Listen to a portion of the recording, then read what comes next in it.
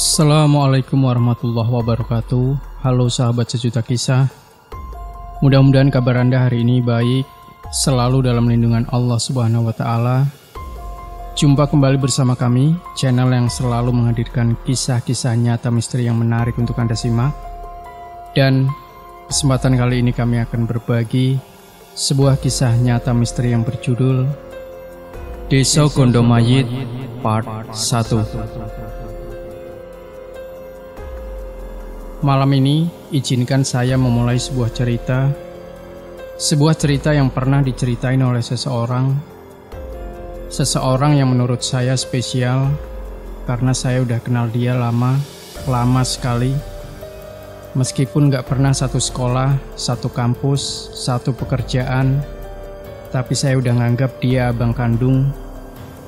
Udah lama, seingat saya buat main ke kota pahlawan ini, salah satu kota yang jadi saksi perjuangan saya dulu buat nyari kerja serabutan.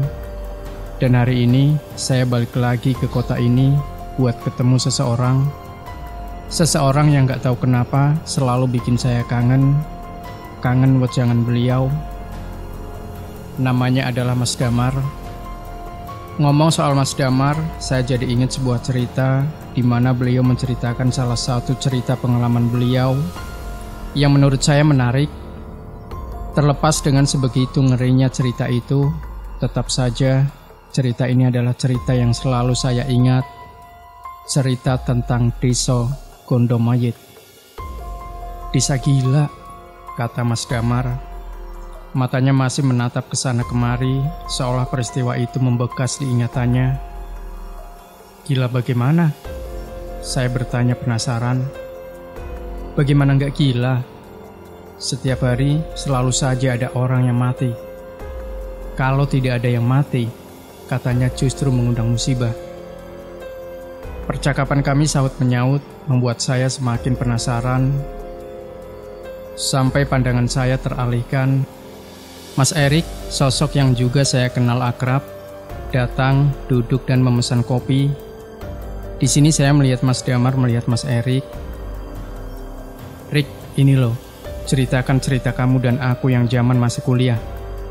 Waktu kita nyasar di sebuah desa bernama Gondomayit. Wajah tenang Mas Erik tiba-tiba berubah, mengisyaratkan ketidakenakan, dan saya bisa menangkap raut ngeri itu dari alisnya. Masih diingat saja, sudah lupakan. Mendengar itu, saya pun langsung memohon. Sejujurnya, saya paling suka mendengar cerita-cerita seperti ini. Toh saya sudah gak asing lagi dengan hal-hal seperti ini. Awalnya, Mas Erik tampak ogah menceritakan, berbekal bujukan bahwa saya yang akan bayar kopi ditambah rokok untuk cerita ini. Saya pun menyanggupi. Disinilah saya melihat Mas Erik menunjuk sesuatu arah utara dari kota pahlawan ini. Saya mengernyitkan dahi. Kamu lihat daerah T, yang sebelah selatan Gunung P. Saya mengangguk. Di sanalah desa ini berada, dan disinilah cerita ini dimulai. Mas Damar baru saja ditunjuk untuk menjadi Ketua Mapala periode tahun 2011-2012 di Universitas Taman Budaya Agung, salah satu universitas yang cukup dikenal di kota ini. Menjabat menjadi ketua pada semester 6 bukanlah hal bijak, terlebih ketika ada agenda bahwa bulan Juli akan ada proyek untuk mendaki puncak Mahameru, di mana 4 universitas bersama Mapala mereka akan bergabung. Disinilah Mas Damar membuat satu acara dadakan untuk mempersiapkan kesanggupan tim mereka pada bulan Juli. Tetapi tak satu pun anggota sanggup karena bertepatan dengan UTS. Karena minimnya persiapan, Mas Damar pun berinisiatif untuk melanjutkan agendanya. Meski bila harus seorang diri, Mas Erik, Ketua Mapala sebelumnya pun akhirnya ikut bergabung. Karena toh ini untuk nama universitas mereka. Dan disinilah mereka dapat satu tempat yang dirasa cocok. Alas T, salah satu tempat untuk melatih stamina, karena medannya yang menanjak, dan juga tempat terbaik untuk mendapat momen di mana suhu tempat ini nyaris seperti suhu di puncak Mahameru. Sebelum Mas Damar dan Mas Erik tahu apa yang sudah menunggu mereka di sana, persiapan sudah dilakukan 1 minggu sebelumnya, mulai dari izin untuk mendaki sekaligus menyisir tempat yang akan dijadikan tujuan pendakian ini. Meski jalur yang akan dituju Mas Damar dan Erik bukan jalur pendakian pada umumnya, namun Mas Damar meyakinkan Mas Erik, perjalanan 6 jam terasa singkat, terlebih di hari yang semakin petang. Mas Damar masih memeriksa semuanya. Kompas yang selalu dibangga-banggakan pun tak luput dari genggaman. Mobil mereka berhenti di salah satu pos yang sudah tidak asing lagi bagi mereka. Anehnya, malam itu tidak ada satupun yang berjaga. Seharusnya ada 1 atau 2 penjaga, karena meskipun ini bukan jalur pendakian resmi, ini adalah jalur yang seringkali ramai pengunjung, karena tempat ini adalah satu tempat objek wisata yang terkenal. Menunggu, setidaknya itu yang dilakukan Mas Damar, karena bagaimanapun laporan itu penting, terutama untuk menghindarkan dari hal-hal yang tidak diinginkan. Namun 1 jam 2 jam berlalu dan masih belum ada satu batang hidung pun yang muncul. Hal itu membuat Mas Erik gusar. Sudah, begini saja Mar. Tinggalkan KTP di sini, tulis pesan bahwa kita sudah melaporkan. Lagian, kita nggak tahu kapan petusannya ada. Bimbang, itulah yang Mas Damar pikirkan. Bukan sekali 2 kali hal ini terjadi. Namun satu yang Mas Damar ingat, hal-hal seperti ini biasanya diiringi dengan petaka yang buruk di langkah selanjutnya. Namun Erik benar, tidak ada yang tahu kapan petuas itu akan kembali. Nekat Mas Damar dan Erik pun akhirnya melangkah masuk ke dalam hutan, bersiap untuk menyambut penghuni yang sudah menunggu mereka. Jam menunjukkan pukul 8 malam. Seharusnya jalanan belum segelap itu, apalagi jalurnya sendiri masih tidak seberapa jauh dari pos pertama. Tapi malam itu lain, jalur itu lebih gelap dari seharusnya. Yang lebih aneh, tidak terdengar satupun binatang malam di sekitar sana. Medannya memang menanjak, seperti bukit setapak yang bila ditelusuri lebih tinggi, namun masih bisa ditempuh dengan santai. Di sini, Erik yang memulainya. Kalau kata mbahku, kalau nggak ada suara, biasanya ada hantu.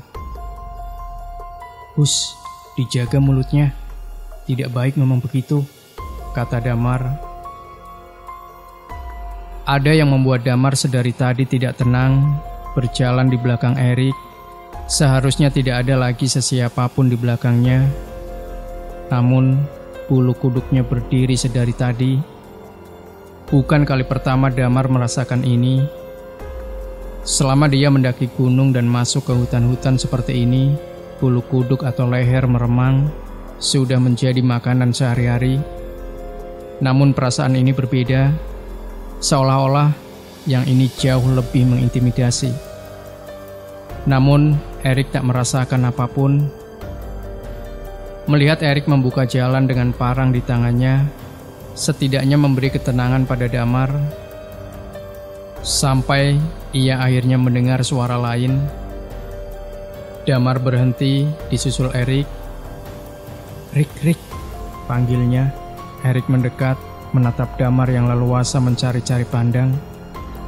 Apa? Ayam. Ayam, kata Erik mengulangi. Dengar tidak? Ada suara ayam. Erik diam, mencoba mencuri dengar apa yang Damar dengar. Namun Erik menegaskan bahwa tidak ada suara apapun kecuali angin yang berhembus di sela dedaunan. Gak ada. Mereka berpandangan untuk sepersekian detik, kemudian melangkah cepat-cepat. Ada hal-hal yang tidak sepatutnya diucapkan atau didengarkan. Salah satunya adalah suara ayam. Mendengar suara ayam seperti pertanda sial bagi siapapun yang mendengarnya. Terlebih di tempat ini, Damar dan Erik memikirkan hal yang sama. Kuntilanak. Meski kalimat itu tidak diucapkan, namun mereka sama-sama mengerti satu sama lain. Yang menjadi pertanyaannya adalah suara ayam yang didengar Damar dan tidak didengar Erik menegaskan sesuatu. Salah satu dari mereka sudah diincar sedari tadi. Degup jantung dan suara nafas terengah-engah menegaskan bahwa mereka sudah berjalan lebih jauh. Berpikir bahwa mereka sudah aman, Eriklah yang kemudian mengatakannya, "Jiancok, bau bunga semboja." Mereka bertukar tatap. Tidak ada yang tidak mengerti Erik seperti Damar. Umpatan atau kalimat tidak pantasnya biasanya menegaskan perasaan ketakutan, dan itu cara Erik untuk menekannya. Namun terkadang Damar merasa hal itu bisa mendatangkan hal sebaliknya. Kadang dunia mereka menangkap pesan berbeda. Benar saja, suara ayam, bebauan bunga, kemudian berujung pada sosok di balik semak belukar. Eriklah yang pertama tahu. Namun keinginan untuk memanggil Damar yang izin untuk membuang air kecil mendatangkan rasa penasaran yang besar. Erik mengintip sosok asing itu. Sosoknya tinggi, setinggi Erik. Ia berdiri di bawah pohon rindang, berdiri begitu saja, mengenakan baju yang terlihat seperti kain, warnanya mencolok dengan kegelapan hutan putih. Warnanya mencolok dengan kegelapan hutan putih. Erik terus melihat, tatapannya terkunci pada kepalanya yang sedari tadi tergedek ke kiri dan kanan. Setelah beberapa saat, barulah Erik mengerti kepalanya tergedek bukan karena tanpa sebab, melainkan tepat di lehernya rupanya menahan berat kepalanya, apalagi bila lehernya patah. Saat itu Erik sadar, sedari tadi ia melihat sosok kuntilanak yang sering ia dengar ada di hutan umumnya. Memang sering terdengar kabar bahwa penghuni atau kasarnya penunggu-penunggu di dalam hutan adalah korban-korban kecelakaan atau bencana-bencana yang tidak umum. Kini, setelah melihatnya dengan mata kepala sendiri, Erik akhirnya tahu bahwa mereka memang nyata. Damar sudah kembali, mereka pun melanjutkan perjalanan. Rencananya sendiri, mereka harus sudah menempuh setengah dari jalur pendakian yang menurut Damar, bila dilihat dari lama jam mereka berjalan, tidak jauh lagi. Erik lebih sering diam, hal ini membuat Damar penasaran.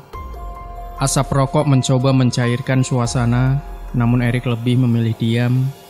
Sesekali dia mencuri pandang ke belakang yang jelas-jelas tidak ada siapapun kecuali Damar. "Ada apa, Rik?" "Nggak ada." Damar tahu Erik sedang berbohong. Barulah ketika sampai di tanah lapang yang artinya pos kedua atau tempat yang biasa digunakan sebagai penakaran satwa sudah dekat, Erik baru membuka suara. "Ada kuntilanak, Dam." Kaget, namun Damar tidak mencoba menanggapi. Ia hanya melihat Erik lebih pucat. Seteguk air dalam botol setidaknya mampu menenangkan Erik. Setelah dirasa cukup dan Erik menjadi lebih tenang, seusai cerita bagaimana ia melihat makhluk itu. Damar yang sekarang memimpin. Disinilah keanehan itu terjadi. Pos yang seharusnya tidak jauh dari tanah lapang tidak ada. Hampir 2 jam Damar dan Erik hanya berada di area itu dan itu terus. Hal ini membuat mereka akhirnya berpikir buat menginap di sana. Terlepas dari apa yang mereka alami malam ini, mereka memutuskan pasrah. Sampai terdengar suara langkah kaki menghentak dan sontak mereka terjaga. Diikutilah suara rame itu. Di sanalah Erik dan Damar melihatnya. Orang-orang berjalan berjejeran, seolah ada sesuatu yang sedang mereka kerjakan. Sampai mata Erik dan Damar tertuju pada barisan paling depan. Di sanalah mereka baru sadar ada perkuburan mayit. Untuk apa orang-orang menguburkan jenazah pada malam buta seperti ini? Nah, sahabat sejuta kisah, Bagaimanakah kelanjutan kisah nyata misteri yang berjudul Desa Gondomayit bagian kedua?